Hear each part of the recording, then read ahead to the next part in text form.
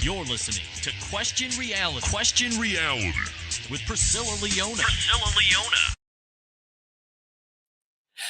Hi, welcome to the Question Reality Show. I'm Priscilla Leona, and we are coming to you live from Los Angeles, California. At least I think I'm live. I'm not sure today. There's like some stuff happening. I'm like phasing in and out of reality. Okay, but I'm here for the most part. Okay, I'm Priscilla Leona. I'm a multiple award-winning independent film producer, cable TV producer, radio producer, and podcast producer. And the show Question Reality, we've been on for 22 years, and we have been entertaining and questioning the reality of people who work in the entertainment industry. Now, I just rewrote my intro, so you're going to see me cut my eye over here. So sorry about that. For 22 years, and we bring guests on who are Oscar nominees, Emmy Award winners, Grammy Award winners, Tony Award winners, and we also have up-and-coming rising stars on the show. Hopefully, they'll end up being a star, because that's what they want. And we also have seasoned performers, and the show's mission is very simple. We want to inspire, motivate, and educate.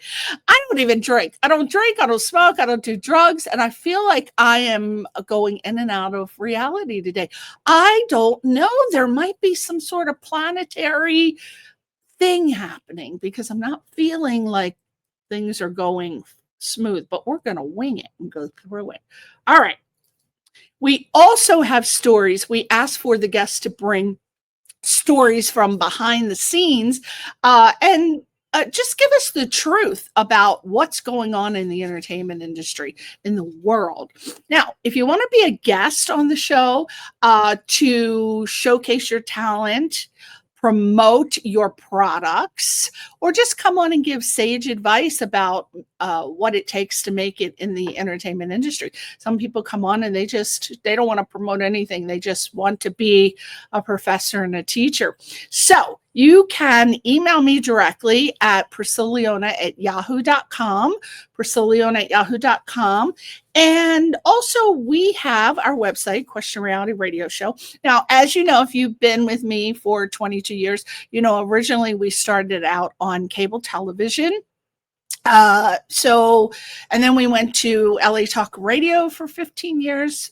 We were cable television for 6 years, and I'm not sure how the math adds up, but I just went podcast like everyone is a couple years ago. So total 22 years. So please go to our website, which is questionrealityradioshow.com. Facebook at Priscilla Leona, Facebook Question Reality Show. Pretty much my tip every week is to keep your social media branding consistent. People cannot find you. You meet someone at a party, they want to book you if you're an actor. They want to meet you. They want to do some work with you. They can't remember your name. They go to Google you, and you are nowhere to be found. You have to be consistent. Keep all of your social media consistent. Instagram, keeping that in mind. Instagram, Priscilla Leona. YouTube, Priscilla Leona. TikTok, Priscilla Leona. And Linktree. They can find me, right?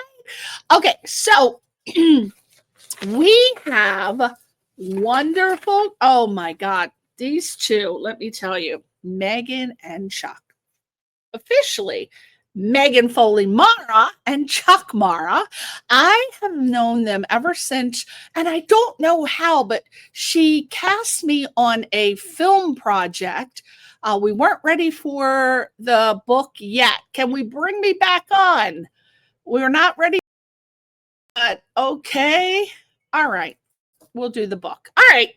But anyway, I met Chuck and Megan. I met Megan. She cast me for a project. It was a fine photography project with this wonderful photographer called, I believe it's pronounced Gerard Ranison. And we did a cover spread. Yes, I made it to the cover. When I was little, I always wanted to be a supermodel. And I never never made that, but I did make it to the cover of Paris Match magazine, courtesy of being cast by Megan Foley Marra, and ended up in a magazine called Paris Match, which is, from what I understand, like the Cosmopolitan of France. And it was for a campaign called The Last Supper. So look it up and see what you think. All right. Megan Foley Marra is a casting director, a director, producer, and Chuck Marra is a director, actor, and casting director. Their website is the Foley Marra Studios.com. That's the TheFoley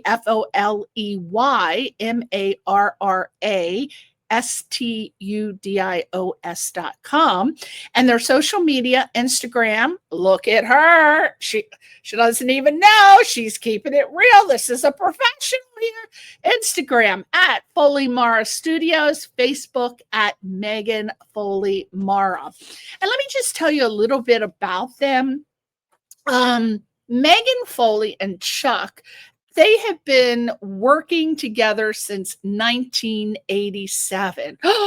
Those were some of the best times of my life. I was hitting the disco hot and heavy in 1987. First in casting and then in producing, directing. And they also were a team in both theater and in film. And this was in 87. Wow, this is fantastic. They have directed and produced over 70 theatrical productions and currently have 23 short films in post-production, or on the festival circuit. And they have won numerous awards, including Best Short Film, Best Directors, Best Cinematography. There's a couple more best. Wait a minute, got to turn my page over. There's lots to read here. Best Original Score. And I'm sure there are some others that, well, I may possibly be missing, but I think I got it all. And Megan began Megan Foley Casting, again, as I said, in 1987. And she just had a great eye for recognizing and developing talent. So Chuck, he began acting studying with Lee Strasberg. I'm wondering if he worked with Lee Strasberg, because the way it's reading is studying with Lee Strasberg at the Tisch School of the Arts. Lee Strasberg Theater is, as most people know, it's an institute in New York. And he has been working as a professional actor since he moved to LA in 1987.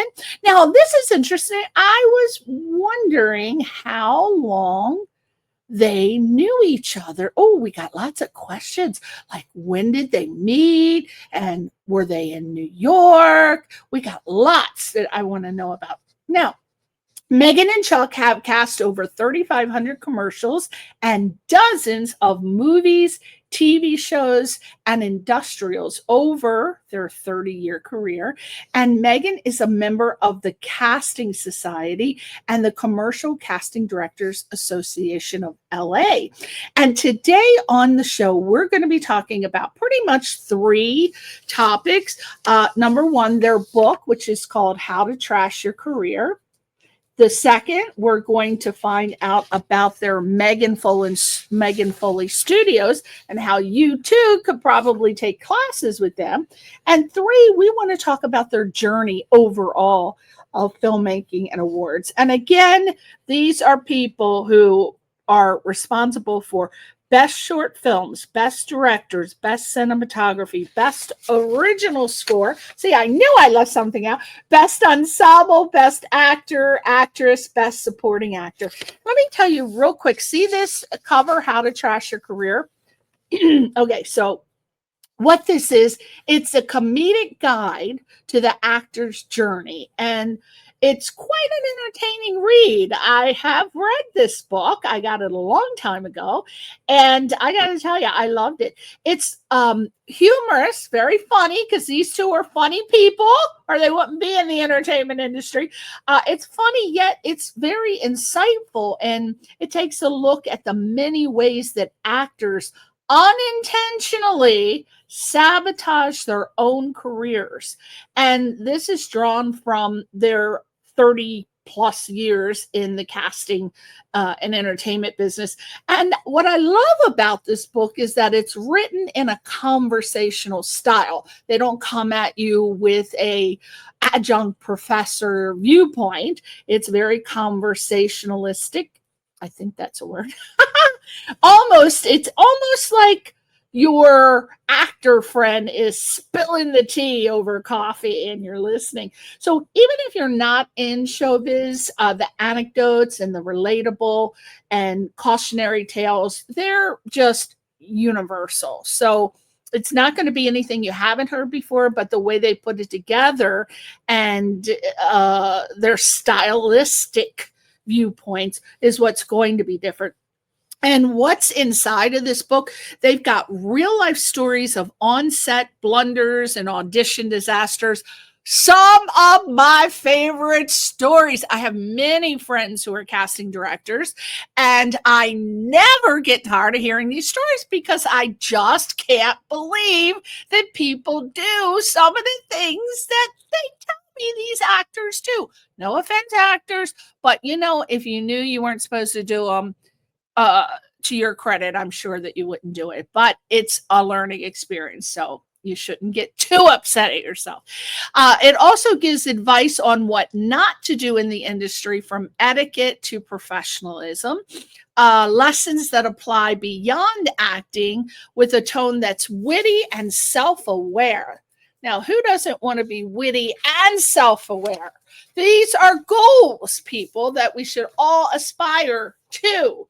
And I just think, personally speaking, it's just got a great mix of humor and just hard-earned wisdom. And I really can't wait to just lean into that vibe while hopefully we're keeping it educational for aspiring entertainers. So without further ado, let's bring those two. Oh, aren't they adorable? I just want to bite their cheeks and maybe their noses too. Let's bring them on. Oh, where are you? Oh, now you're on the right side. Oh, now I'm on the right side. Okay. How are you guys? Looking like a million and one. Hi there. Hi. Wow. You sound so fabulous. I love that. It's true. Your face is flawless. Is that a filter you guys have on? That's how she wakes up in the I'm morning. joking. Is that a filter? Because I want that filter. No, That's no filter. you don't need a filter. Oh, I'm telling you. Well, I used to do my shows on an iPad and it made everything look yellow and dingy. My husband just bought me this Mac AirBook Pro.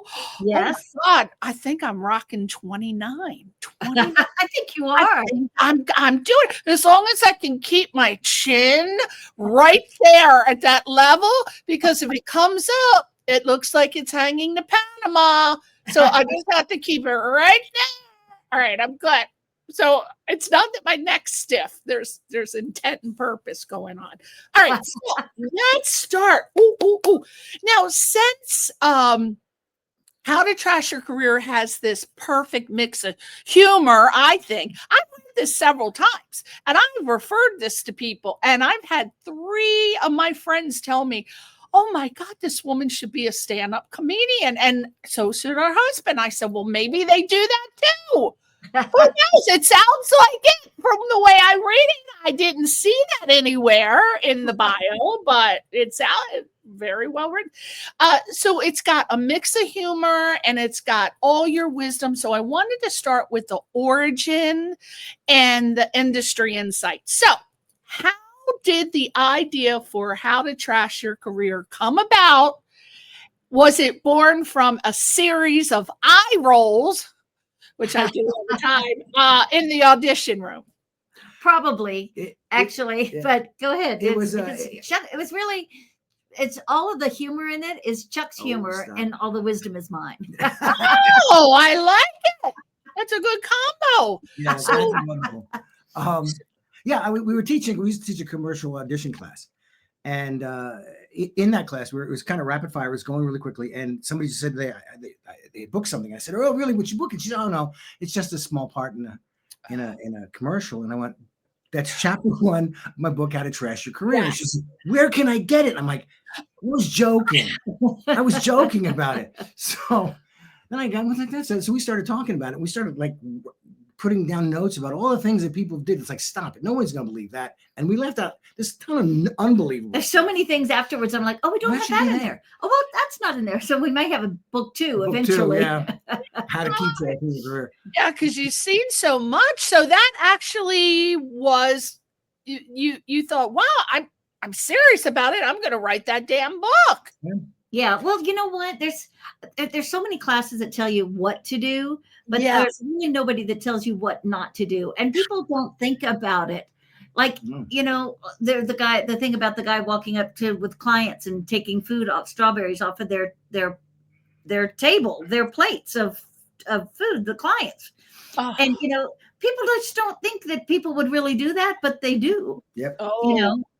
Yes, I have seen some stuff. Right? I've seen some stuff. Oh, I should hear from you what stuff you've seen. You know, real interesting. I went on an audition. Of course, most of the time I have no interest in being an actor, but my goal was to become a producer, and I have a methodical mind in that I thought, well, if I'm going to be a producer, I got to start doing background acting, because how the heck are you going to learn if you don't learn all the bits and pieces and parts? So I used to go out all the time to be a background actor. And one time, there's so many stories, but one time I went for an audition. I didn't know who it was for. And I go in the audition room. Now, they wanted some chubbies. I fit the mold. They wanted some chubbies. And I'm like right there. I walk in this room. It was like a herd of cows, me included. We were all little cows in the room. Well, I go to sit on the chair, and this woman put her purse on the chair and wouldn't let me sit. I go down to the other end, and I said, what the hell? I don't know what. Meanwhile, there was a guy. He was sitting in the chair by himself, and he said, come over here, come sit over here. So I did, and we started talking. I didn't know who he was, but it turns out that he was the assistant director, and he let me go first. And it turns out that it was Allison Hannigan in a movie. Remember Allison Hannigan? But it was Allison Hannigan. I had just finished watching Buffy the Vampire Slayer, so I was full on after she got flayed. I go in, she's so sweet and nice, and she starts talking to me about, oh, it's so nice to meet you. Now, mind you, what I was going in to be for her, a body double. My agent would send me out on shit. I don't know what was wrong with him. He would send me out to be an opera singer. I'm not an opera singer. I can barely carry a tune. But my aunt is a very famous opera singer called Marilyn Horne. He sent me to be a body double. And so Allison is looking at me, and I did not even know that it was a body double. And she explained, she said, wow, you do know this is for a body double. And she's down here, she's 5'2", and I'm up here 5'8". And I said, well, what are you going to be showing? And then she said, well, actually, I think you could do it because we're just going to be showing the calves down. So, mind you, we hit it off. I said, girl, I just saw you get flayed, so I'm having a hard time right now seeing you here. And she said, oh, you did. So, needless to say, we ended up talking so long. She just kept going and going. And finally, the director said, we got to, get started. And then, needless to say, who got cast for that role? Me. Because, and the assistant director said it was because they were so rude to put their purses down and not let me sit. So I think that could go in your next book. Always be kind. In a world where you can be anything, choose to be kind. Exactly. Never do that. but I ended up getting the role simply because they treated me bad. So, but you have lots of stories like that, right? Oh yeah. Oh, we've got stories. I mean, I have one. Chuck was reminding me last night about one where a guy. It was a Tuesday morning. I'm sorry. It was a Tuesday morning, and I was there with my assistant, and it was just us. And it was I was at what used to be On Your Mark. Oh yeah, On Your Mark in there, and all of a sudden, Boulevard. Yes. And for the same project, not the same project that you did, but the same director, Gerard Ransonan, he did one with a bunch of nudes, and he was doing like Adam and Eve and all of that stuff. And a guy comes in and he just drops trowel, and I'm like, what? And of course you don't want to laugh, but I'm like, this is a Tuesday morning, and it's like 9 o'clock, and you're naked. What the hell? You're not the one going to be photographing. Yeah. Chuck wasn't there, and I called Chuck, and I'm like, "You're not going to believe this one." Yeah, they do. They come in character. Some of them, don't they? Oh Lord, man! So you've seen decades of industry mishaps, like we're talking about. What is the most? I'm going to go Megan and then Chuck. What's the most legendary example of self-sabotage you've ever witnessed, with names, of course, not to protect the guilty? You don't have. You know which one I'm going to do. The time. Well, we won't name just anybody. One that pops off your head. What do you think? But we did have a guy that came in to read something, and they wanted him to go without his glasses, and he said, "Well, I can't read without my glasses." I said, "Well." It was like 2 lines. I said, don't worry about it. Get close to it. I'll tell him that you're not wearing your glasses, but and he goes, "No, I don't want to be seen without I don't want to do it without my glasses." And I was like, okay. So he goes in and he's like this. Did he get it? No. Did they even look up? No. But he was just absolutely like this, reading his thing. And I was like, oh my God, that was a very good self-sabotage, because I was standing right there saying, don't do that. Don't do that. Yeah, that was probably one of them. That's good. What's first? No, there's billions of them. And this is not, it's really important to say, this is not making fun of actors. This is like when you walk into a waiting room that we're working on, being actors, we want you to feel real comfortable, and we'll do take after take after take. All you got to do is show up. Yeah. And then you find, so we were doing a suntan lotion commercial, and there were 2 people, and they had, character 1 and character 2, and they did it, and it was fine. It was just 2 lines. Each of them had a line, so they have 2 lines, and so they were back and forth, and and so I said, okay, great, now let's switch roles. Let's see what goes on there. And they panicked. The 2 of them panicked, and they said, I don't know that line. I'm like, how do you not know that line? The other person was just saying it. And so, we rehearse it, and it just never happened. It goes on and on. Because I thought you were going to do the one about the guy that got flipped by the girl. Oh no, there's that too. There was sometimes actors will go into a lobby and try to intimidate other actors. Well, like you had that experience. Yeah. With somebody put their purse down, right? I thought that was just mean. I didn't think do you think they were trying to intimidate me? Oh yeah. Yeah. Some people get that. It's not, again, I'm not going to speak badly about actors in general, but there's always somebody in them. So then we go into we bring these 2, an actor and an actress in, and they're supposed to be on a pier, and she's supposed to push him off. This is the one you're talking about? Yeah.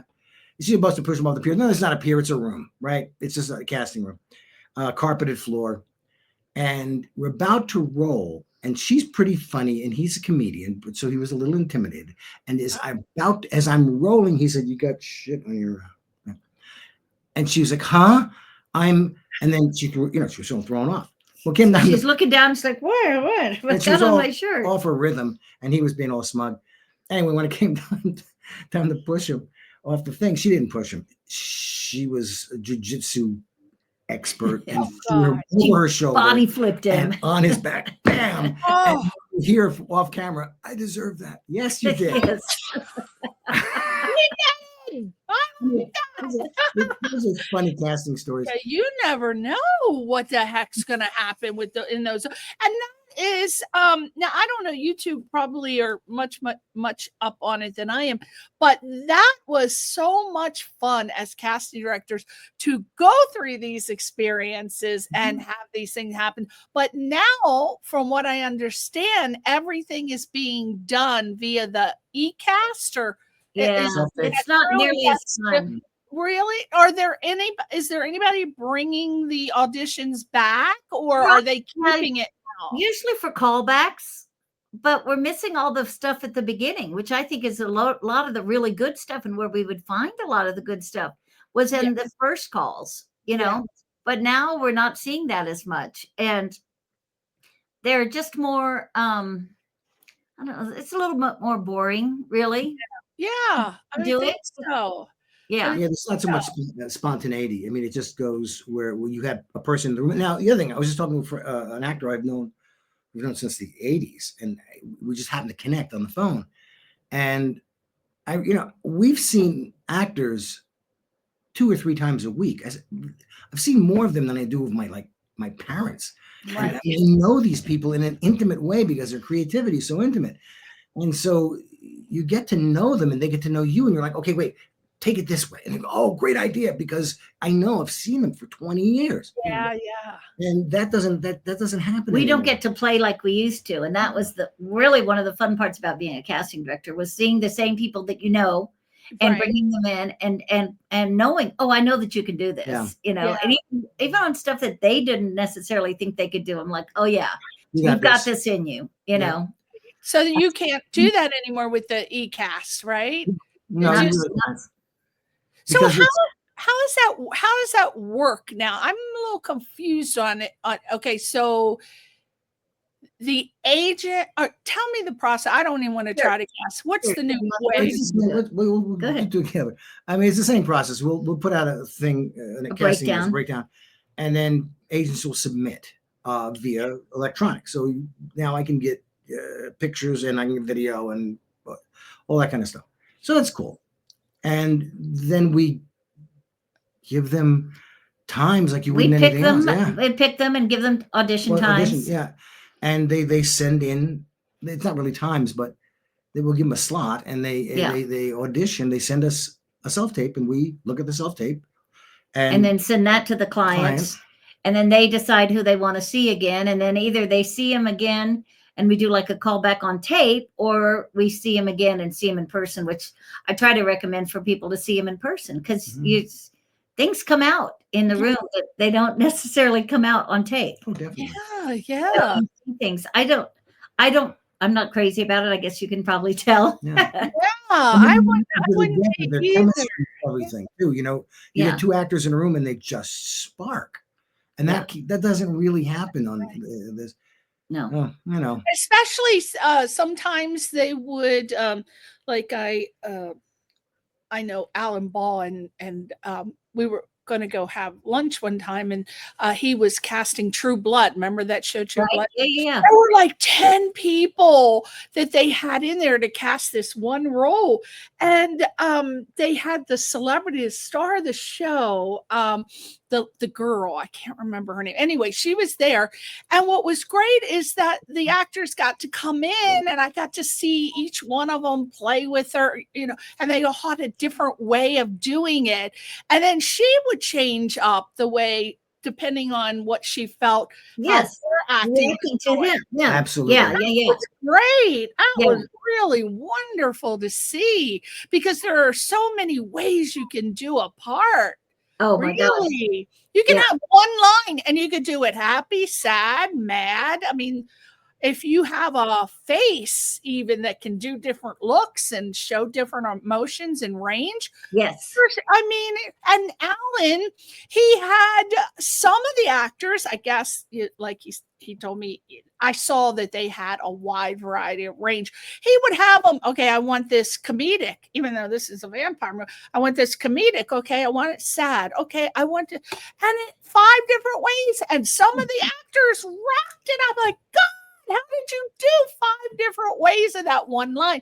But that's the gift of the actor. That is a big gift. Right? Everybody thinks, oh, they watch TV and film. Oh my God, that's so easy. I could do that. What the hell are they paying that actor millions for? Well, you try it and see. Right? Yes. So my friend Jamie Foxx, I threw a Grammy party for him in 2019 for our friend Amy, who's been nominated for about 6 Grammys. But we were over at his house and I'm looking in he has this cabinet. He's got all his Oscars in there and everything. And so I was trying to take a picture, but I kept getting a reflection. I said, what the hell are you doing? And I'm like, I'm trying to do. And he said, well, let me just take the damn thing out so you can take a picture of it. So he took it out. And then I said, oh, now, do you think you could say one of the lines from Ray? And he said, girl, yeah, he's very, you know how he's very, very fun, but he's very Waynon's comedy fun. Yes. So he said, all right, tell me a line that you want me to say from Ray. I said, well, I can't remember it. It's not like I memorized every one of the lines. He's like, all right, I'm going to do one line and I'm going to do it 3 different ways. And you tell me which way. And I'm like, oh, okay. Now I said, well, can I record it? He said, no, you can't record it. And, but he said, well, you know what? I just thought of another way. And then he did 4. And then he said, wait a minute, I can do it this way. He said, damn, I'm hot tonight. Damn. But he ended up doing 6 different versions, and he changed his body posture, and it was so cool to see Jamie do that in person. Because, it's one of my favorite ways of casting, and it's something that I teach in class. When we do class, I have people do that and say, okay, and they'll do one line and they'll work on just one line, and I'll give it to them and say, okay, now do it like this. Now talk to them like that. Now this just happened, and it's so much fun because people get so creative. As a casting director, I hate to give people direction before I've seen them do anything. Right. I like come in and go, do it any way you want. And then some actors go, well, how do you want me to do it? Right. And well, a lot of my friends who are cast directors say, I hate when an actor asks me that. Just try it and then we'll do it different ways. It was so cool seeing Jamie do 6 different and then he added, like, he dropped down on the ground and he was like crying, and I'm like, oh, what did I start, for God's sake?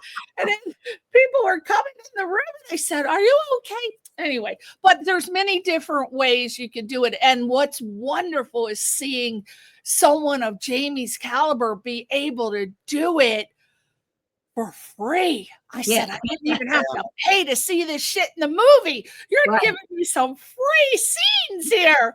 Anyway, so you,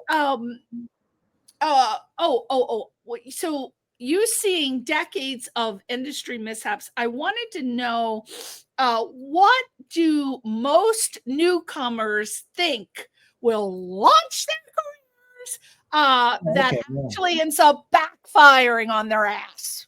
Well, one of the things that's important to say is there's no one thing that's going to trash your career. You can make a mistake in a casting room and no one's going to care. They'll be like, oh, I got it. You had a bad day.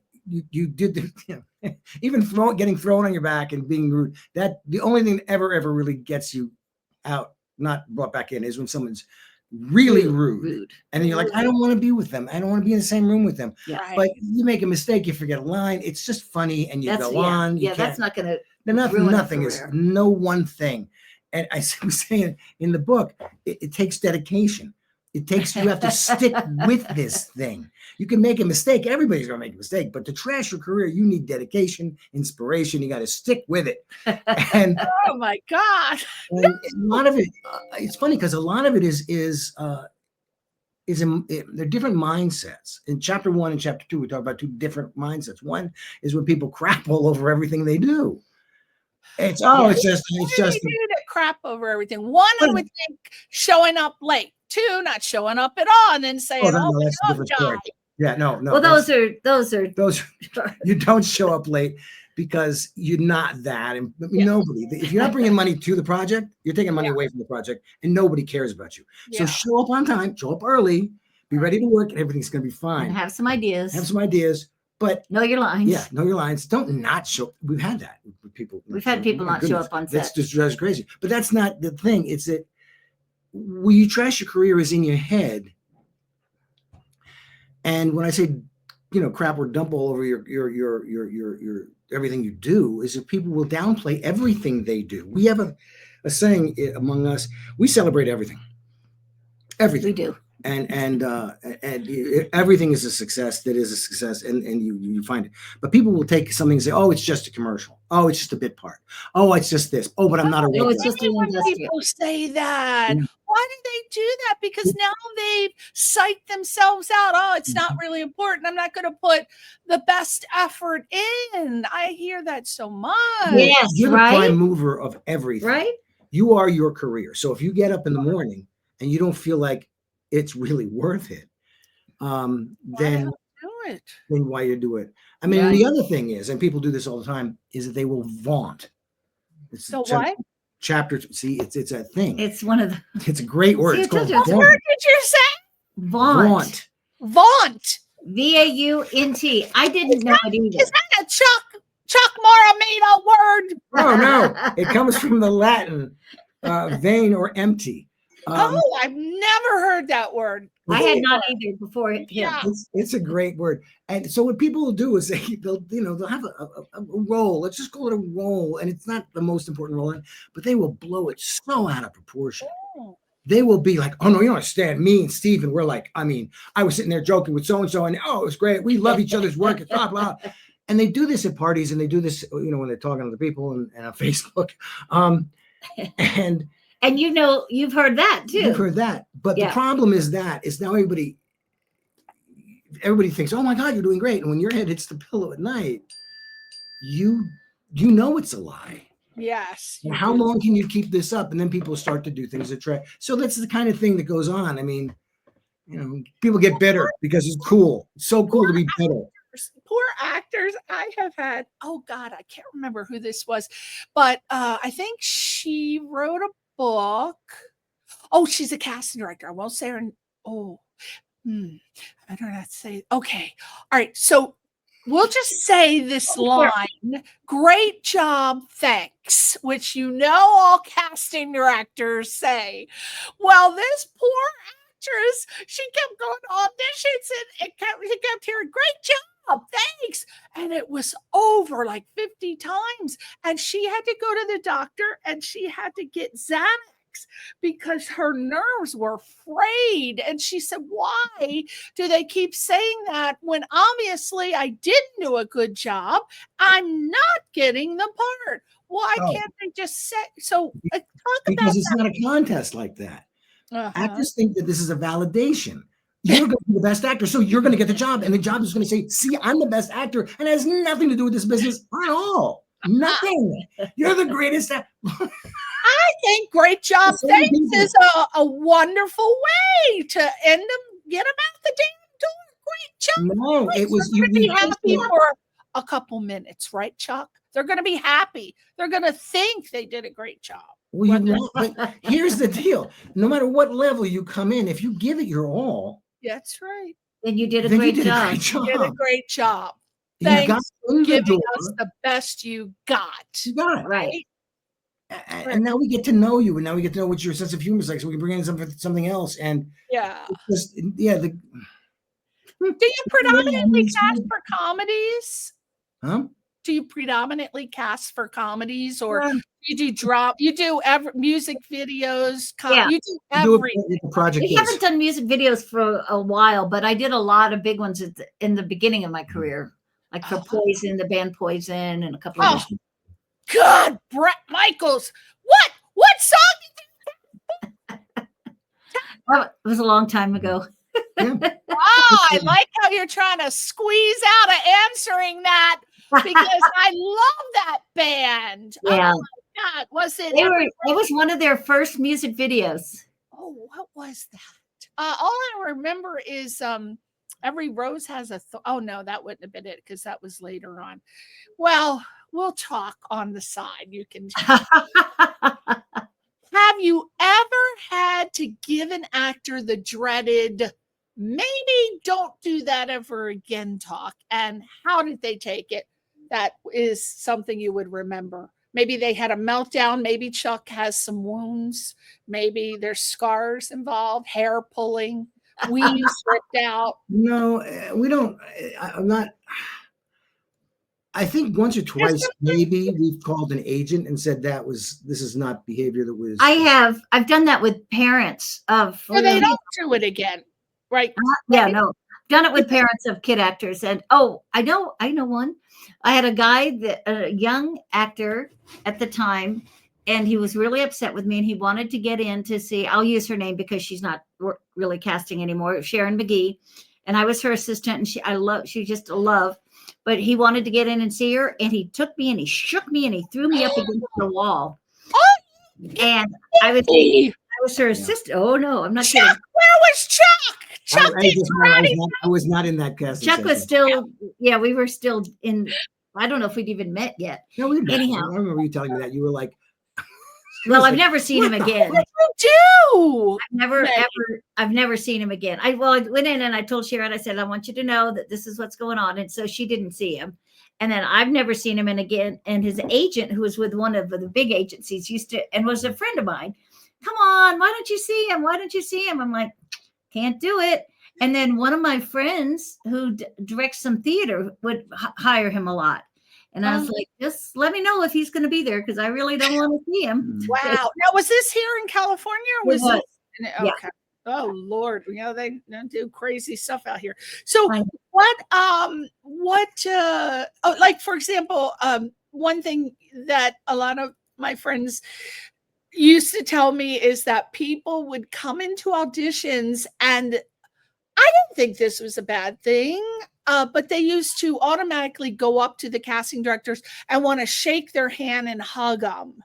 And most of the casting directors did not like that. They say that is an absolute no.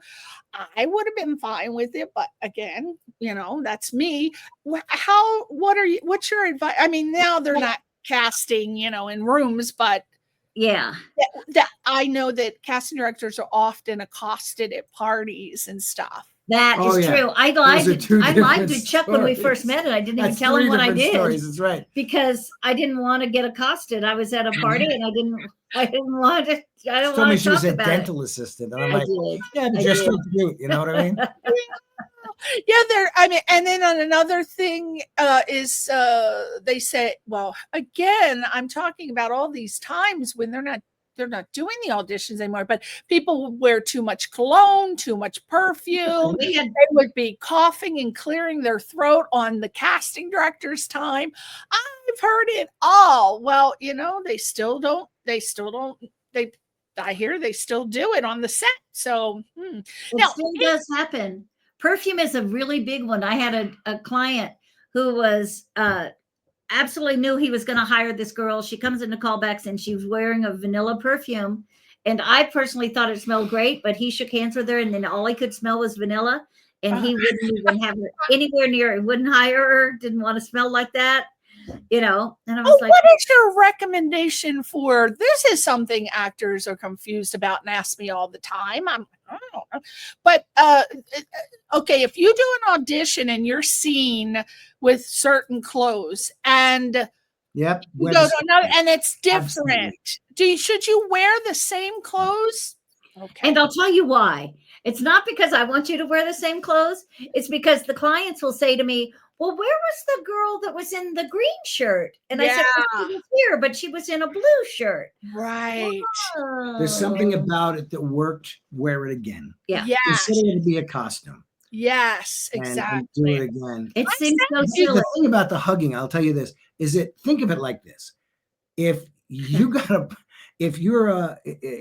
a pipe bursts in your bathroom and the plumber comes to fix it, and the first thing he wants to do is hug you and talk to you, you're like, I got a leak. Leak.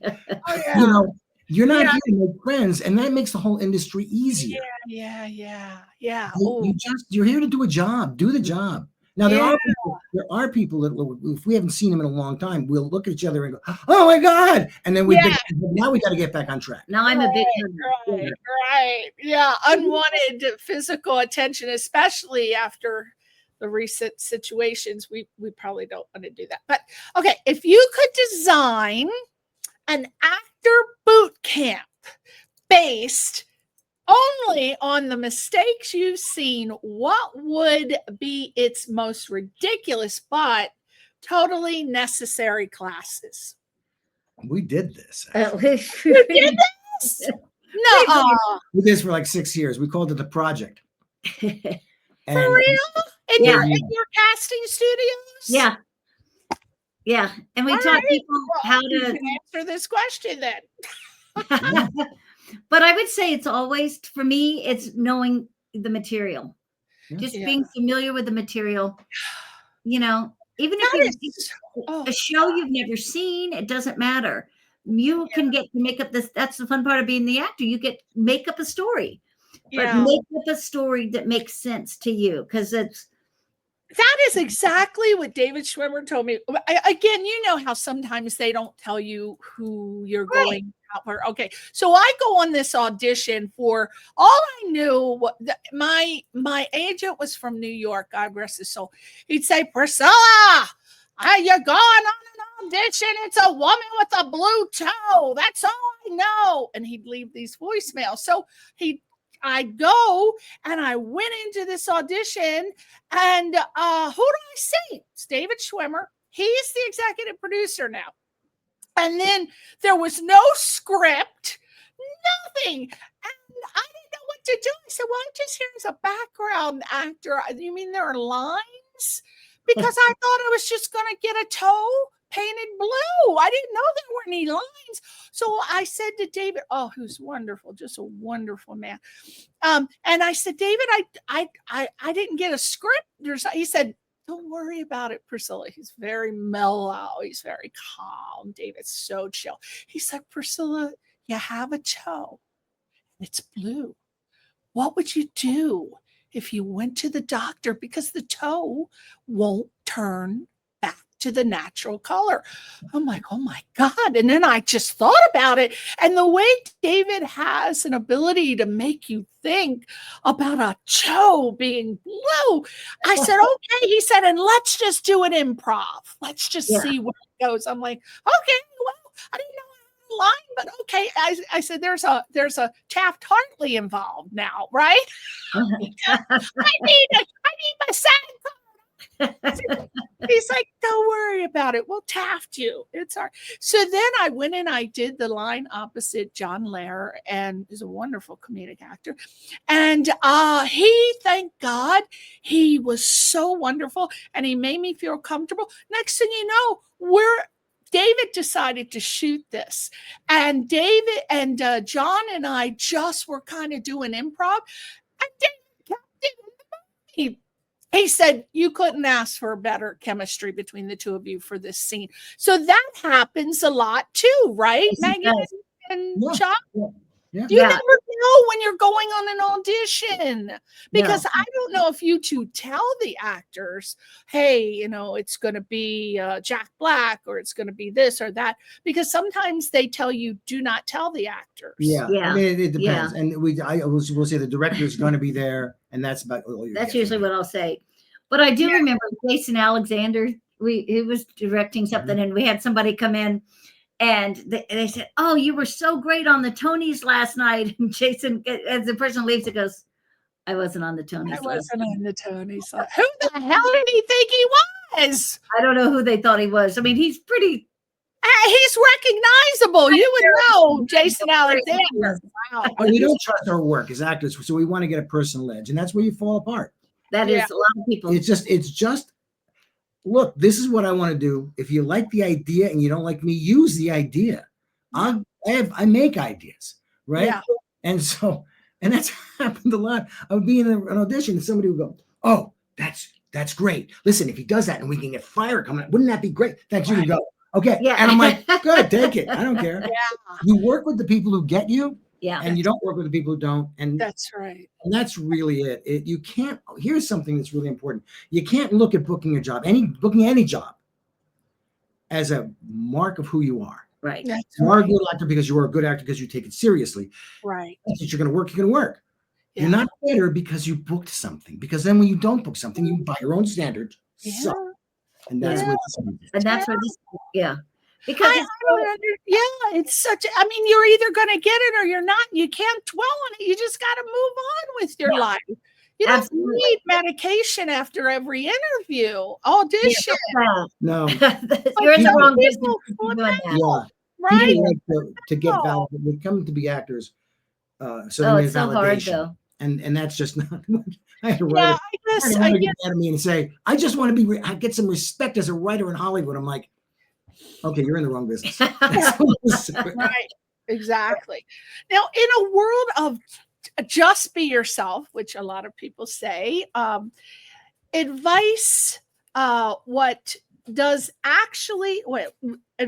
What does this actually mean for actors who are trying to get hired without accidentally trashing their chances?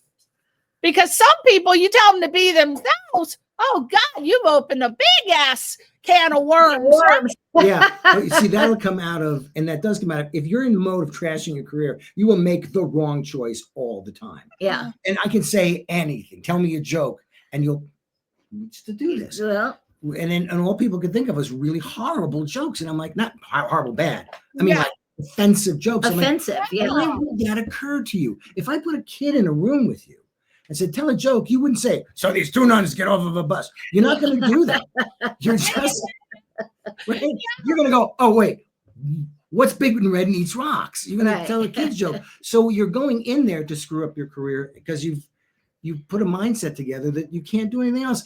And again, we're not making fun of actors. I wish some people knew all this stuff when I was starting out, because I've made most of these mistakes. I'm going to respond to something I heard you say earlier, because yes, he did work with Lee directly. Oh yeah. Oh, okay. Yeah, I know that's another thing, but I was just. The reason I asked that is because my old acting teacher, Barry Feinstein, did it, but you're a little younger. You're a lot younger than him. Bless you for that. Well, it's true, because he took classes from Lee Strasberg, but that was in, I think, the 70s. So This was in the 70s. Late 70s, early 80s. Oh yeah, this was the beginning, late 60s, early 70s. He loved him. He really loved that man. It was my life. Honest to God, we were not besties. We're not like, we didn't go out for beers and he was like, hey, Chuck, so what's going on? No, you guys actually never talked like that. That's with De Niro. Are you from New York? You're from New York, Chuck. I hear an accent. Beautiful, beautiful accent. I love it. What, are you Brooklyn? No, I'm from Westchester, but I love the New York accents. I know. Anything. I crave. Oh my God. It's the highlight of my day when I hear a New York accent, because I'm from Connecticut. So I've been out here since 92, and you don't hear people with some good accents, especially the Italian accent. Yeah. What are you doing? What the fuck are you doing? You can call and talk to Chuck anytime you want. Okay. But he's got to do, wait, what the fuck are you doing coming up? You got to be giving me something that I'm used to. All right. Yeah, I love your accent. Now, if you ever had to give, this is very good. If you ever had to give an actor the dreaded, wait a minute. Oh, must do's,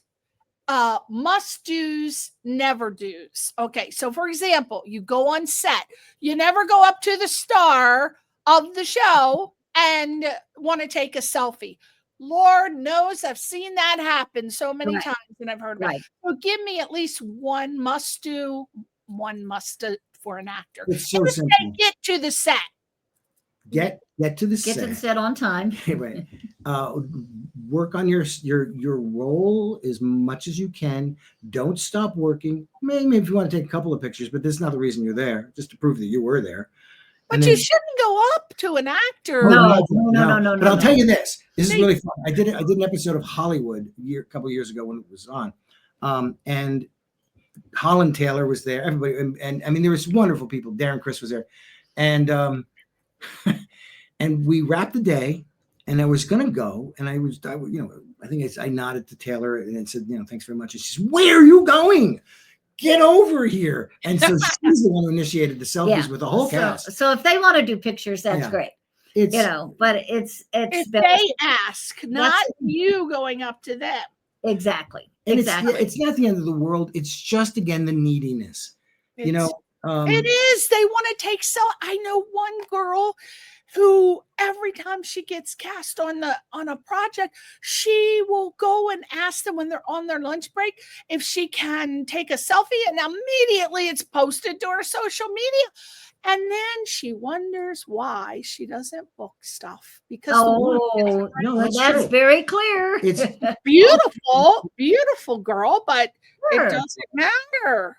No, and you can't do that. No, you can't do that. Oh my! All right, go do your work. And I think it's also good to introduce yourself to make sure that the AD knows who you are. Yeah, that is important, because a lot of actors get lost. Yes. And the AD's running around and they're asking me, have you seen him? No, I'm just the background. But no, the AD needs to know who you are so they know how to find you and get you. You know what I did? I got cast for a little small, again, featured background on Glee. And I was one of the teachers. Jane Lynch was so wonderful. She came up to me and she said, I'm so sorry about the lines. Did you have a chance to look at what lines I have to say about you? And I'm like, yeah, it doesn't matter to me. I don't care what the heck you say. I'm there to get my cashola and to hit the damn catering table. That's my goal there. I'm cool. Whatever you say. I'm like, no, it's no problem. So nice and sweet. So a little bit later, she comes up to me, and she shouldn't be doing this. She's like one of the stars on the show, co-star, right? And she said, Priscilla, because one thing about her, she will remember everybody's name on the set who's an actor. Oh, but that's another. So she came up to me and she said, Priscilla, by the way, did you see the guy that I'm in the scene with? You know, he's got the beard and his name's Dan. And I'm like, oh yeah, he's over at the catering table, because we were a bunch of large people and the scene required that she say some stuff. But I knew where he was. And she said, why do actors roam off? Why do they wander off the set? And I didn't know what to say. I said, well, the hot dogs are damn good, Jane. I'm telling you. I stuff a couple in my purse on the way out. And she said, gotcha. All right. And then she had to go and find him. Jane herself went down. So make sure you let the AD know where the hell you are. And know the AD's name. Yes, that's instead of going hello, hi, Yeah. And if you don't know, say excuse me, and just act like never ever I don't want you to lose absolutes, but always use please and thank you. I was taught that in my household, and it works. And if you don't know someone's name, say excuse me, sir, or excuse me, ma'am, or that's just okay. So yeah, go ahead. The idea is you got to know the only reason you're there is to move the story along. That's it. So right. You have to go to the bathroom. Is this a good time? Can I go to the restroom? And then stay right where they need you. This is not your crap for red carpet work. You're not gonna, you don't know if you'll make it to that part. All right. So now, if you had to write a sequel, which I don't know if you have one by now, but if you had to write a sequel to the book called, here's the title, I'm going to give it to you, How to Accidentally Become Famous, what would the first chapter be titled? Hire a publicist. That's the deal. And network. And there is no, see, that's the thing is, your work, and what we talk about in this book is that it's a process, and everything you do moves you forward. So you stop moving because you get depressed or you get bitter or you get any one of the chapters in this book, and then you stop moving forward. If there's no accident, you're going to be successful. See, there is a reality that I think actors in particular don't know, but because there's an all or nothing in it. You can't fail. It's impossible to fail at anything. You can't fail. You made a step. You're one step further than you were before. You try. You can judge it, but you can't fail. You can die and you can quit. That's it. Or you can do. And then as you move forward, then so there's nothing. You are successful. Did you go to acting school? You're successful. Did you look for a job? You're successful. Did you get a job? You're successful. Did you give up? Did you not do it today? Well, then you don't get to move the piece forward. Great job. Thanks for doing that. You're working on your career. Yeah. Always. And people who are really successful, we can't name names, will call and say, Megan, how do I get a job in this town? I'm like, you're a movie star, for God's sakes. Yeah. And, we have friends that are, that work a lot, all the time. Yeah. And they always are working on their career. They're not sitting back at their house waiting around for somebody to call. They're doing right. Yeah, I mean, that's actually, there's two things I'll bring up out of the book that bring that up. One is you see it as a talent count. You just sit down, you sit back and let your agent do the whole thing. Well, that's a way to put your career in the toilet. Yeah. That's a catch-22 though, because when you are trying to get an agent, they want to see credits. And then how are you going to get the credits if you don't have an agent? So what do you recommend with that situation? Because you come here, you're trying to be impossible. People think that if they get an agent, oh my God, the sky's going to open up and, gold coins are going to come flooding out. Yeah. And that's the problem. That's not true. No, that's what he's talking about. That's the problem, is that once you get the agent, then they're only going to get 10% of your money or 15% of your money, depending on who it is. And you have to they're going to do 10% of the work. You've still got to do 90% of the work. Right. Still your job. Yeah. And actors do that a whole time. They get an agent and they sit back and I guess they watch Jeopardy. I don't know what they do. Yeah, but they don't you got to be proactive or else they're going to drop your ass because they are not going to keep you, especially if it's a small boutique agency. They're not going to keep you if you're not booking. They want you to go out and make the money for them. That's exactly right. One of the hardest working people I know is my niece, who is a realtor. And she is working constantly on her getting more clients. But actors will think, oh, I can just sit here. I can go to the beach today. I can take the day off today. I'm like, not really. You got to do a little bit of work for your career every day. A lot. Now, what do you suggest doing now? Okay, so I know that actors should be submitting to Actors Access. They should be registered, Actors Access. Then there's casting networks. Mm-hmm. Is there anything else that they should be doing? Because I guess, is that the only thing you can do is submit to those two? What else can you do? So you can do, obviously, we're both theater people. So we both will say, get active in the theater, do something, because even you're going to meet other people, theater people, and those other theater people are going to go, hey, do you know, oh, they're auditioning for this, or oh, they're auditioning for that, And then is theater still in LA? Is anybody still doing a lot of theater? Is it? Even if nobody comes. We used to, and part of the thing we used to do the project, and we used to tell people we're going to go to the Fringe Festival. Nobody's coming. You're going to contact every agent in the world, and nobody's coming except your friends who you're going to guilt into coming. But the point is, you're doing it so you can get to be a better actor. Yeah. You're doing it for the experience. You're not doing it to get seen. That's the problem. Is that people in LA do theater to be seen and not to do it as a place to do their work. Mm-hmm. And what we found recently is that a lot of people are not taking classes anymore. Oh yeah. Yeah. Have you heard that? Have you seen that? I have heard that. And I didn't know why that is. I didn't understand that. I mean, I was thinking maybe because prices are so high, everything is so expensive. And then I thought, well, maybe they're just not being offered except online. No, they're offered. They're offered in person. They're offered online. And a lot are offered online, but there are a lot of people are teaching in person, and that people still aren't coming, and they're not even that expensive. Yeah.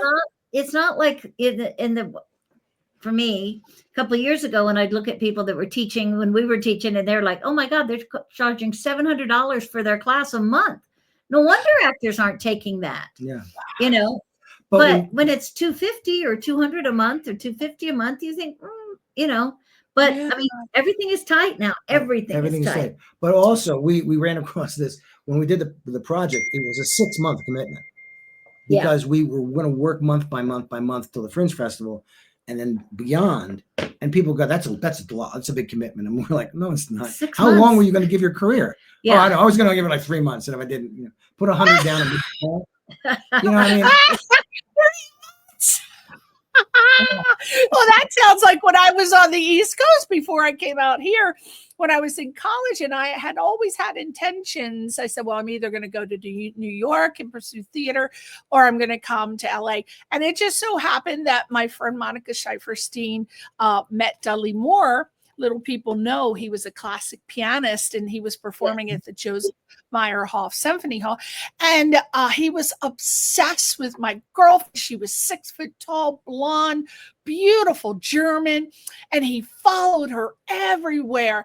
And she said, well, I'm going to my friend Priscilla's play, Grapes of Wrath, tonight.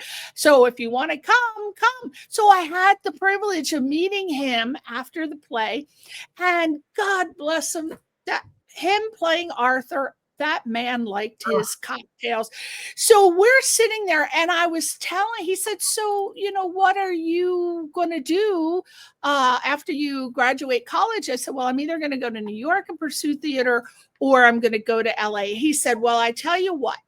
He said, I own a restaurant in Venice called 72 Market Street. And he said, if you decide to come to LA, there's free filet mignon and champagne until you make it. And I said, well, I want to be a producer, not an actor. And he said, okay, so maybe 30 days, right? And he said, everybody's a producer in LA. You'll be able to do that. So he was so inspirational that the next day I made the decision that I was going to choose LA. And when I got here, I registered for UCLA for the film extension program. Well, I unfortunately had a teacher the first day. This was 1992. The first day he said, look, let's be real. Let's talk turkey here. If you're a woman, the most you're going to do is you're going to get sitcoms. Don't think about it, because I wanted to direct and produce. He said, if you're a woman, I don't even know why you're in this class, because there are no women that are going to produce and direct action-packed dramas and A-list movies. He said, the most you can hope for is a sitcom. I could not believe it. He was shocked. I mean, so I was so happy when, what was that movie that came out? Mimi. Oh God, it was where the tsunami came and destroyed the earth. It was an action-packed movie. Anyway, she directed it. First director that, and it was a A-list action-packed movie. And I sent him a note. Well, that's another story. But a lot of teachers didn't encourage females to pursue high-powered positions as directors and producers. Yeah, so that's why we had to do it ourselves. Yeah. So my question is, I know you have Foley Marra Studios. Do you just teach acting skills, or do you incorporate some business aspects in it? Oh, we do a lot of the business, about being in the business, but also when we shoot our films, we teach everybody how to do almost every position. So we teach you how to AD, we teach you how to be a, not film loader, because we don't do that much, but we teach you how to DP, we teach you how to do sound design, we teach you how to do, so that everybody does everything, which is why we could do so many films. We did 23 films in 17 weeks. So what are these films, projects that you personally come up with the idea and you shoot them, or are these projects being asked for you to do? Go ahead. It started back in 2016, 2017, when people were saying, look, I'm going to go to this place and spend $1,100 and shoot a scene. And I'm like, okay. Well, it started also because we were running out. We'd done plays and plays and plays and plays, and our actors were getting tired. So, but doing plays. The idea was, don't just do a scene, do a short movie. Then your scene comes out of a movie, because you can tell that it's going no place. The scene that you played all this was going no place. I'm not here to trash anybody's business, but I mean, you can use it for your demo reel, right? So we did all of these. We shot them in a month, and then I almost went crazy editing and stuff. But then somebody said, "You mind if we put it into submit it to a festival?" And we're like, "Go ahead. What's going to happen? Go ahead." Yeah. And then it got in. And then it got like, where is it? It's up there on the wall. There's some of them. And then there's some more over there. Oh, fantastic. And so then it got an award for best, like suspense drama or something. And then somebody else got it, and somebody else got it. And before you know it, we were all over the place. Yeah. And then so they originally wrote there first because we want our students to have a voice. Yes. Right. And then the next time we got more developed into more developing the story, and now we basically write the stories. Mostly we write the stories now. Yeah. Do you do all of your classes online? Are they all online, or do you have a physical studio? Yeah. We used to have a physical studio, and then people stopped coming, and then the pandemic happened. Yeah. And that kind of happened kind of at the same time. The rents are like nuts now. We'd have to charge phenomenal amounts of money. Yeah. And that's how so if somebody wants to take classes with you, do you both teach? Do you teach separate things? What does it entail? What are your classes? Yeah, mostly Chuck teaches most of it. I'll come in and sometimes talk about the business stuff, or sometimes I'll come in and make a special appearance. But he does teach most of it.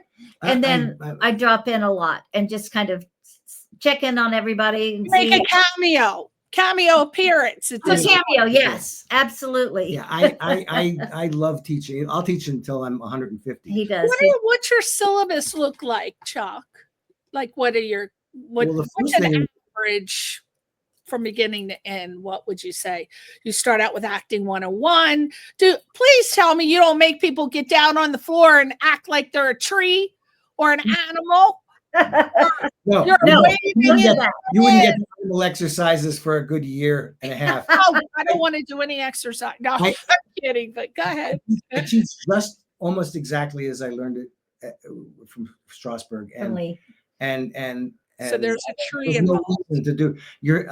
People don't understand. I talk to people in powerful positions, and nobody really understands the method. Not like I'm the only person who understands the method. Understand me. But at least to say that the method is a method for an actor to train its instrument. Knowing that you're given stuff on your level to help your creativity, your concentration, your expressiveness, and more than anything else, I try to make you an acting addict. I need you to go, oh my God, if I don't get in this room and shut that door and work, I'm going to be miserable every day. And when you do it every day, and there's just a lot of stuff, it would be pointless to go into all the little details, but we give you something to practice every day. Then you go, this is important, you go look for stuff. The reason your career doesn't start is because you're waiting for some acting teacher to give you a side. Hey, work on this. Oh, thank you. Well, that's great. Would you lift the weight for me so I don't have to lift it? That's kind of it, Why don't you do crunches for me so I don't have to, and I still want the body. Doesn't work like that. You got to look around. That's what all the major stars are doing. That's what everyone who's working is doing. Yeah. You have A-list actors now who do commercials. And I'm like, I love seeing the old A-list actors doing commercials now, because there is nothing that is a lot of actors I had heard. I don't know if this is true, but a lot of actors from back in the day, like I'll say the day for me is like the 80s. And they said, I had heard that they said it'll be a cold day in hell when I'll ever do a commercial, because they considered that like a lower echelon type work. Now they're lucky to get a damn Doublemint commercial. Yeah. I would go on is spare in the 90s when I was acting a lot. I'd go on 3 to 5 auditions a day. Wow. Yeah. So I was In really, LA? In yeah, LA? yeah. Wow. And I would, and that's not a lie. There was one time I had 7 auditions in a One day, day. and I was supposed to be directing sessions, and Megan's like, just go. Yeah, just Um, I'll find somebody else. But the point is that when you're acting that much in commercials, in theatricals, whatever you're doing, you're getting better every time you're auditioning. Yeah. So there are commercial actors that you'll never know because you just see them for a second. They're And they're amazing. amazing actors. I know. Amazing, wonderful actors. And because they audition all the time, because And they've they made work their all whole the time. careers out of doing commercials. Yeah. I But love commercial actors. It's like if people don't think of it this way, but a commercial is a whole story scrunched up. There's a beginning, a middle, and an end, and they tell it in what, a minute? Yeah, you have to, or 30 seconds. You have to tell the 30 story. seconds sometimes. Yeah. Like my favorite are those progressive commercials with Flo. Uh-huh. That woman, remember all the characters she used to play? She's a phenomenal actress. I don't know why I don't see her in one of these blockbuster films, but I think she's because she's Flo. She's Flo. That's true. Yep. Is that called being stereotyped, do you think? Because she's Flo? But eventually, when she's not doing it anymore, then she'll get her career back again. But right now, she's probably making. She's making millions. I have a friend who's a friend of a friend of hers, and they said that this woman is living. Well, I won't tell where but she's living in a house that's like $5 million that she paid for just on the progressive commercials. Yeah. Oh yeah. And now you got Limu, Emu, and Doug. Yeah. That commercial. I love that commercial. So, the people who've been around for a while, I think she's probably the most successful. Okay, so if I want to take a class, the Megan Foley Chuck Marra class, I go on the website. Is this how we start? We go on the website, and what do we do? Register? Or email me. You can do it, but I would say email me. So I'll give you my email address, which I think you have put out already. Yeah, let's say it just to be just to be pushy. Yeah, let's say it because somebody's watching. They're going to write it down right now. What is it, Meg? It's Megan Marra at me.com. Me.com. Yes. Me is an old Apple.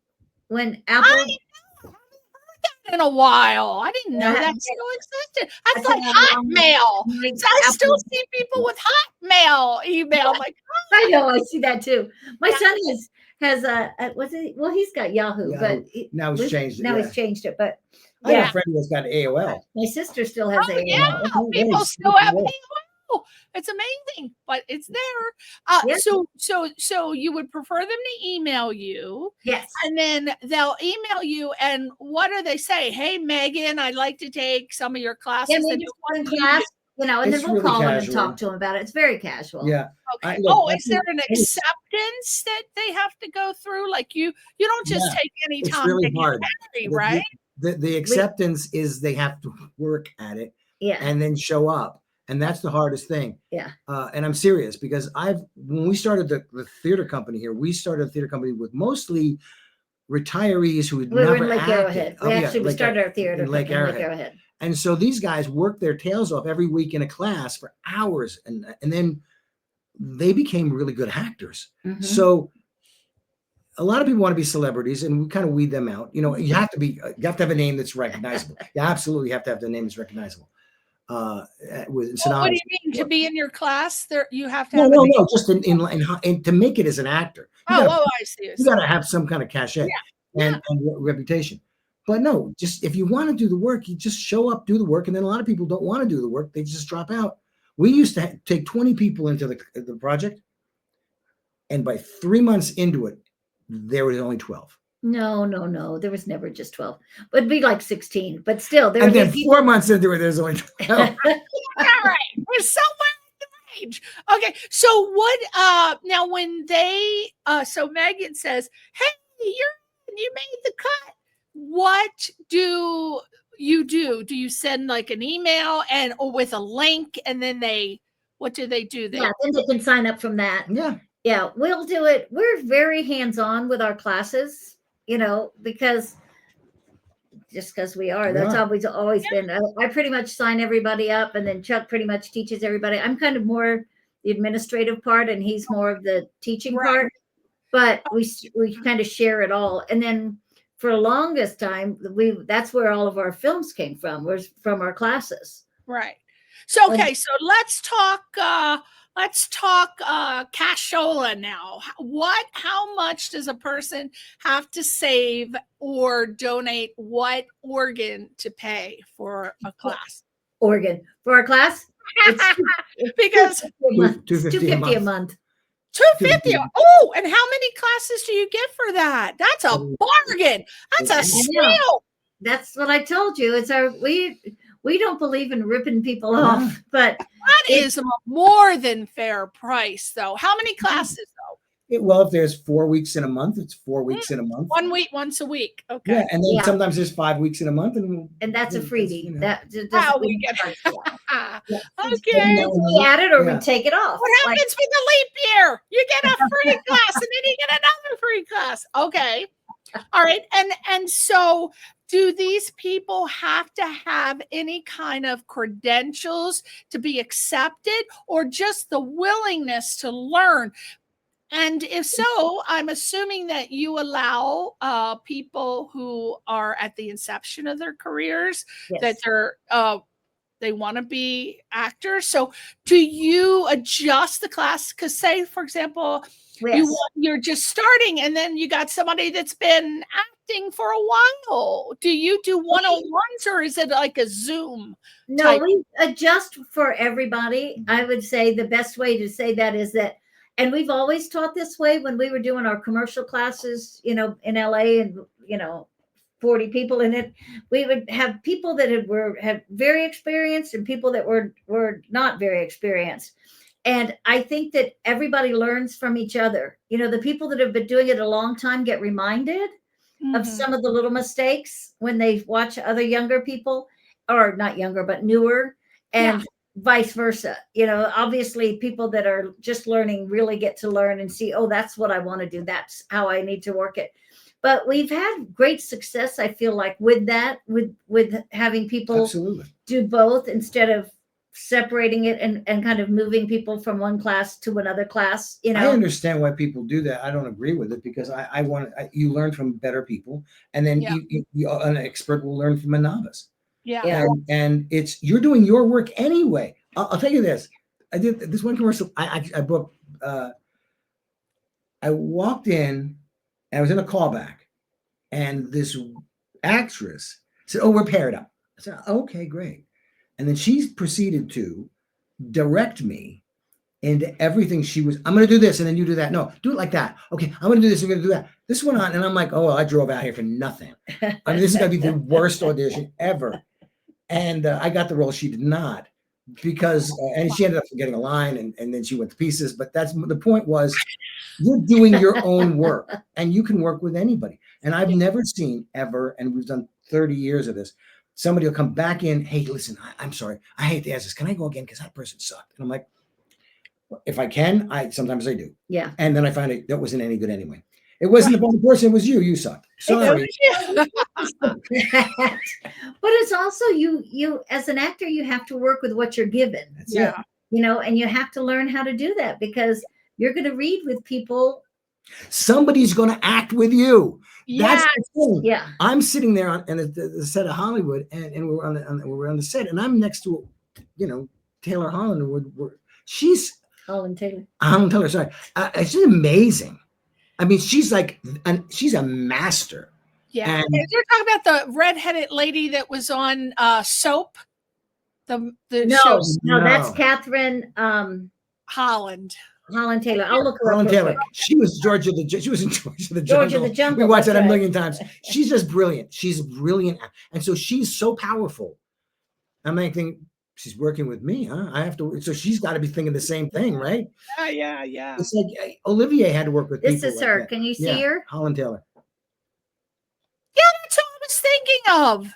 Wasn't she on Soap? She wasn't on Soap. Back in the 70s? I don't think she was, because one of my really good friends was on Soap. Or maybe she was on Mary Hartman. Well, Anyway. might have been that. I have to look it up. Maybe. Oh, I know her. She's a great actress. She's great. And so there's always going to be somebody who's better than you, who's working with you. She's so, on the morning show. Yeah. She's on the there you yes, she is on the morning show. I remember that now. And so when you get a chance to work with somebody who is not as experienced, you have to have the same attitude. Yeah. You're all in it together. Yeah. So these classes that is this something where say for example you had 10 people that sign up, do you do these classes individually, one-on-one, or are you part of like a Zoom? It's part of a Zoom, but I have worked a lot with people one-on-one because they don't feel comfortable. I just want to do this, and it's more expensive that way. Yeah, but it's not that much. I mean, it's it's 125 an hour. If you which is also lower as opposed to 3 hours for $250. Now, what about if somebody has an upcoming audition? A lot of people who do classes do this.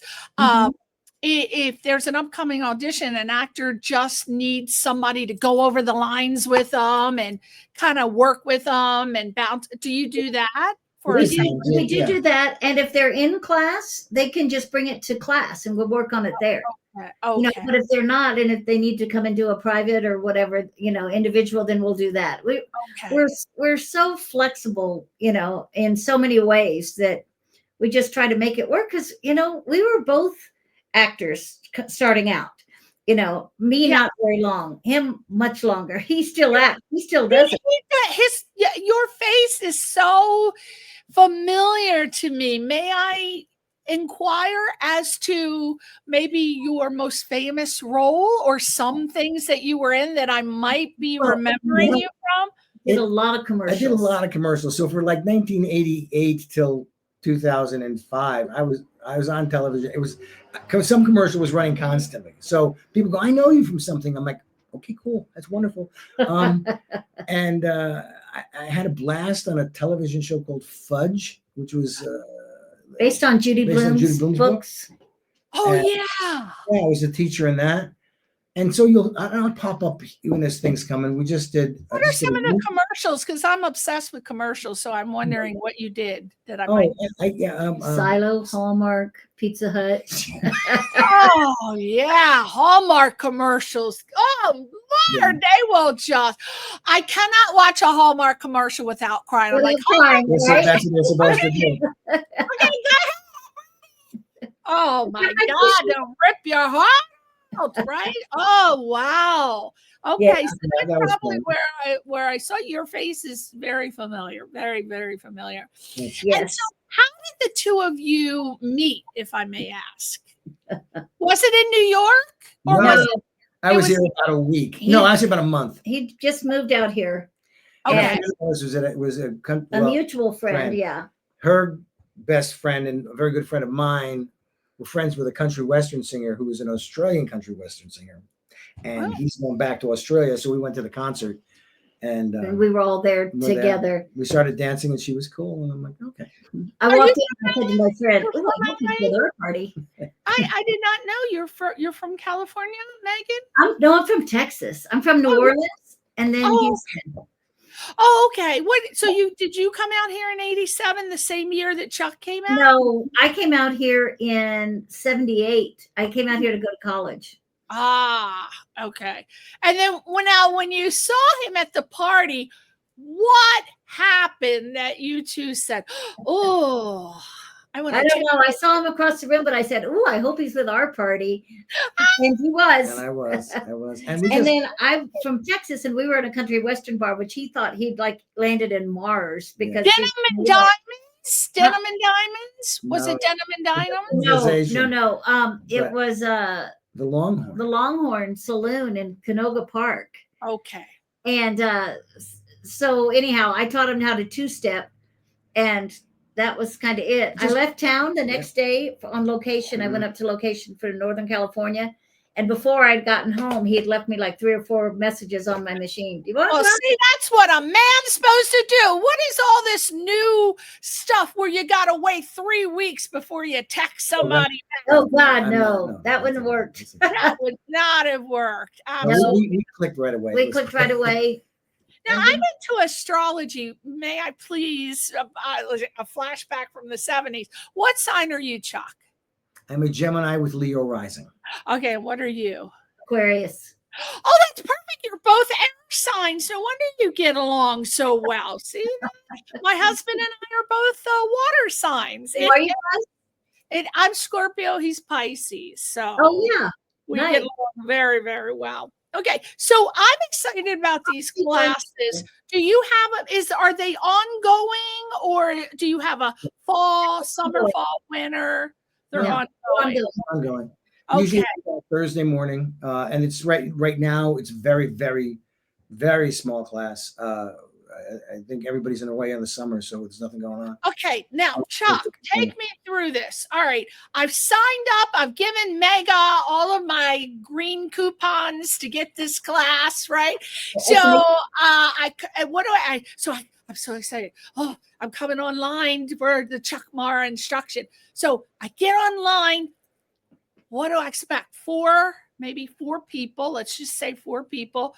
Oh, you got to be one of them because you're the instructor. So you and 3 people. What do you say?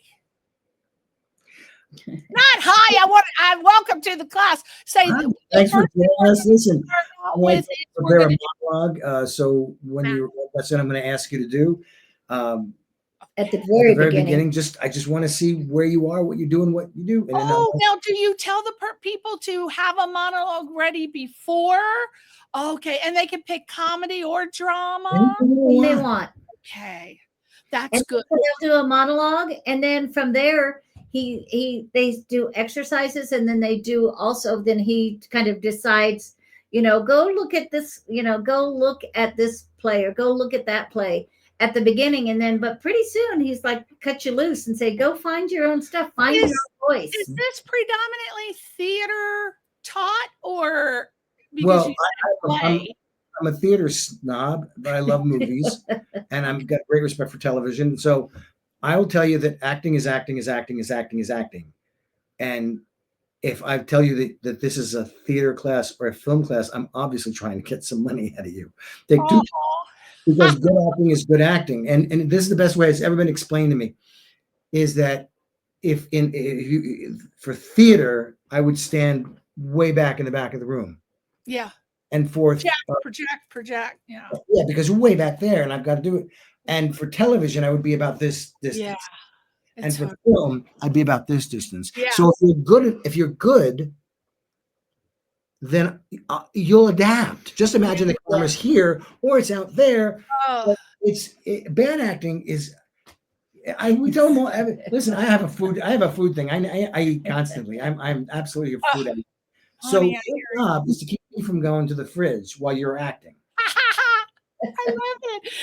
I had a girl on. You probably know who she is if you're a theater snob. Her name is Daisy Egan. She was the very first Tony Award winner child actor, right? And I don't remember I apologize, but she was one of the first people on my show way back in 2003. And she said, I think, was it Annie maybe? Oh, I can't remember what it is. You have to look her up. I know she was the first Tony Award winner that I had on my show.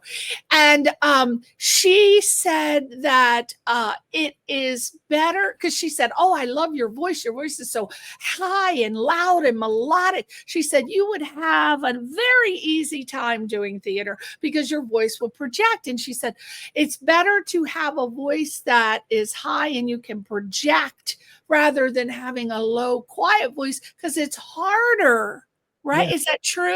Yeah. It's harder to make yourself bigger than to make yourself smaller. There's also a technique where if you just think of the back of you thinking of the back of the theater, your voice will do that. Yeah. So you don't have to do anything other than just all of a sudden speak to the back of the audience and just that's it. Just gets louder. Yeah. My aunt was an actress she used to say there's 4 offs. She used to drag me to auditions with her, but she was always said off, Broadway, off Broadway, off.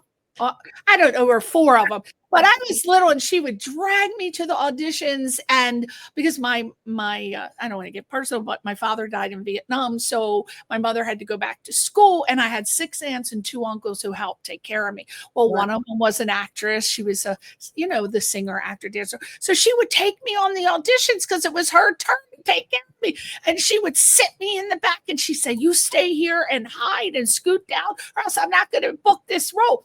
But I remember that the choreographers and the theater directors would say, project. And then one of them obviously saw me way in the back and he said, I want that little girl who's hiding in the way in the back of the theater. Now, darling, I want you to tell me if you can hear this actor and go.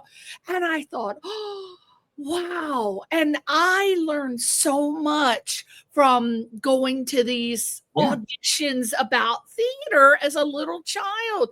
And there was always, everybody was so dramatic and there was fighting going on. And sometimes I'd get to go and they all took care of me when, anyway, it was a wonderful experience being. It was a great experience. Wonderful. I loved it. Everybody was so energetic and dramatic. Out here, it was very different. When I first moved here, the director, I lived in Hermosa Beach. And I said, well, I'm going to get back involved in community theater. Now, this is 1992. And I went to the Hermosa Beach Civic Theater and I volunteered for my services.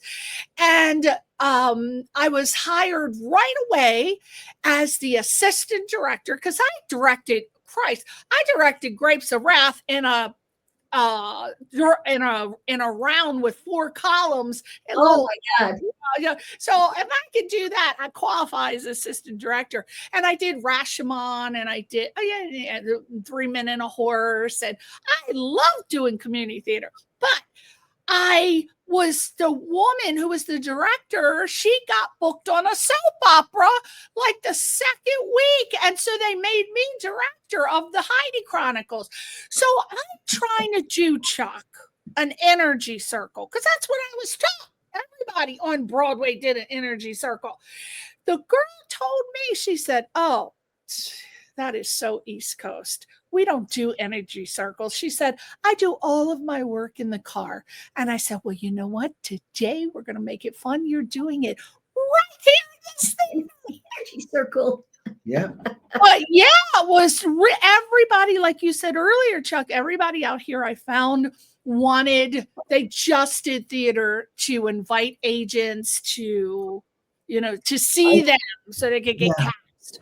Yeah. We both used to belong to the West Coast Ensemble back in the day. And I do plays there because it was a great place to do theater.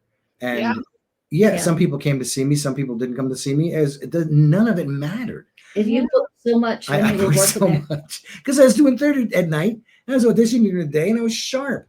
And theater is an amazing. The best way to do it.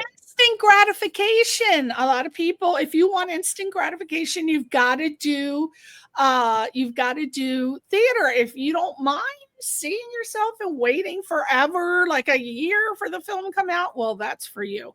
Anyway, I'm just being told we're running out of time, so I want to get this in. So email Megan for the classes. Mm-hmm. The book is available on Amazon. It is. It has given me just what are some reasons why someone should go to Amazon right now and buy this book?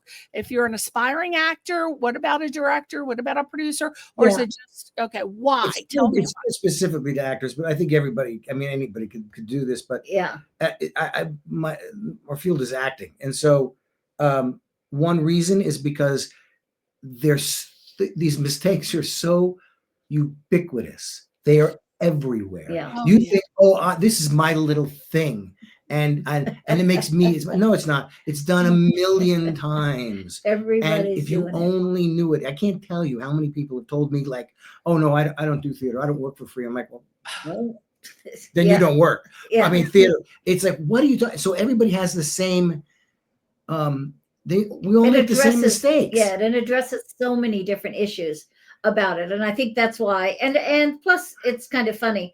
And I keep telling him, I think we're going to do a whole series of these, Yeah, let's see that. Get that book up there. Put that in front of, there you go. I love it. Well, the title, whoever came up with the title has a brilliant mind. Oh, okay. Because it's going to catch your attention. What? How to trash it? Like my husband, when he first saw the book, he said, what does that mean? Are they writing to say how to trash your career? And I said, no, it's a play on words. It's giving you tips how not to do it. But if you continue doing it, so that title really is catchy and it grabs you. Great. Thank you. Thank you. Right. And what are some of the things we can expect after we read this book? How will we be better? Well, I think you'll be aware. Yeah. I think you'll have an awareness that you didn't have before. I think you'll find yourself saying things like, and then go, oh, yeah. Do we have Cooper's book? We have a friend of ours that's an actor who works all the time. Oh. And we sent the book to him, and then he sent it back to us, and the highlights, circles, and it was like, ouch. Oh my God, I've done that a million times. Oh no. It's a whole book. It's got his notes in it. They're like, oh man, that really hurt. Oh yeah, I did it. That's important. It is. And I did that again. Yeah. We laughed so hard because it's not blowing an audition. It's a mindset that happens because you want to be socially accepted in the Muggle world. Among the people who never go for their dreams, you want to be there. Like, oh my God, one of the chapters is, if it were that easy. And people say that all the time. Yeah, it's that simple. You know what? It is that simple. It's not easy, but it's simple. Just do it. And so you're the prime mover. And the more you get your mind polluted by everybody else, there's a hot chapter in here, but a really good way to do it is take advice from other non-working actors. Yeah, I'm sitting in the lobby listening to people when I'm running sessions, sitting to people give advice that it's like, don't listen to them. Don't listen to them. Don't listen. They're not working. I know. I remember there's so much advice in your book, so many tips and tricks and things that you need to do to just adjust yourself so that you will book the job. It's really about adjusting your mindset, Yes. It's an investment in yourself. Invest in yourself. Yeah. Buy this book. It's not even $15, I don't think anymore. And also a visual sense of humor about it. You can laugh instead of hanging on an artist's cross and going, mea culpa. No, it happens. Yeah, there's so many books out there, but I tell you, this is, you can't go wrong for, I think it's $13.49 now. I just looked it up because I was going to buy it for a friend of mine.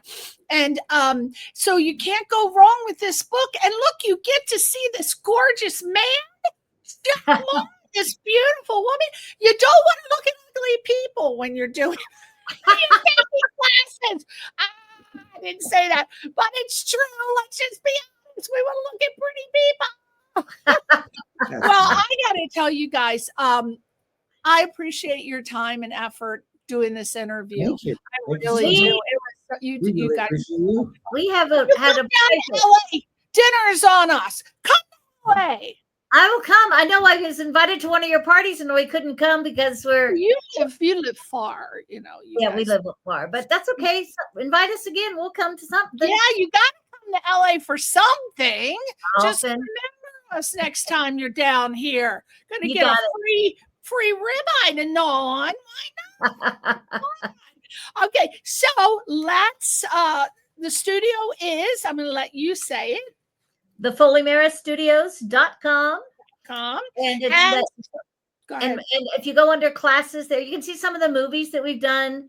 They're all on there. And then also the email again is meganmarra@me.com. And I'm going to plug this. Chuck has just found out that he's going to Barcelona we have a film that's in a film festival that's been nominated for the best American short film. So Wow. Well, I'm a screener and a judge for multiple film festivals, so send it my way. I can't guarantee anything. Maybe it'll get in. But Sholo Film Festival, huge out of Arizona.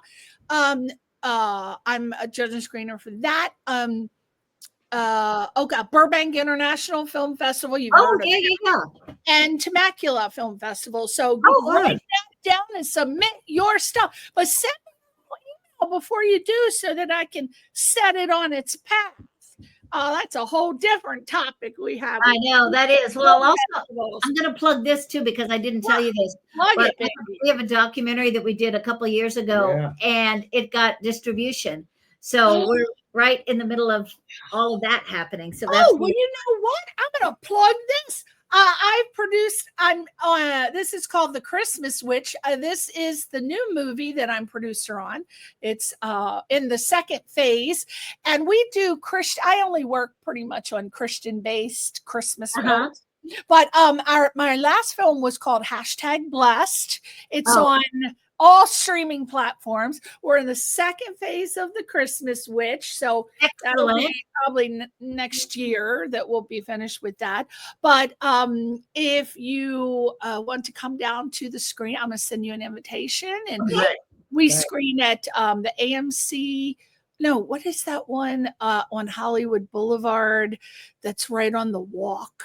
TLC, it's TLC, the Chinese theater. Yeah. The Chinese theater. That's usually where we go.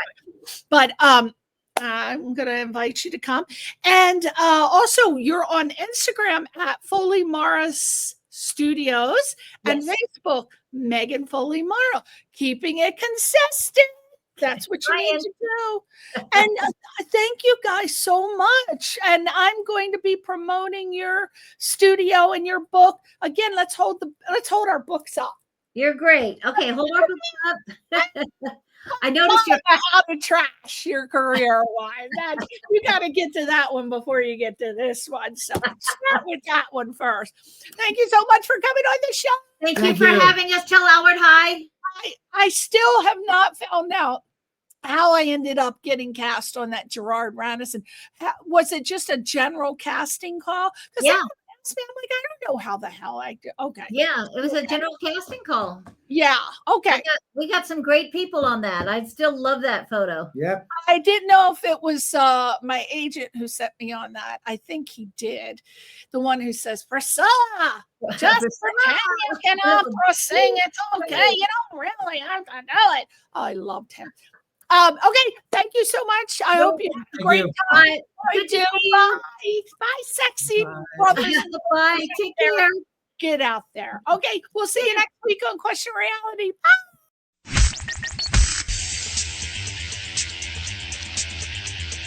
You're listening to Question Reality. Question Reality with Priscilla Leona.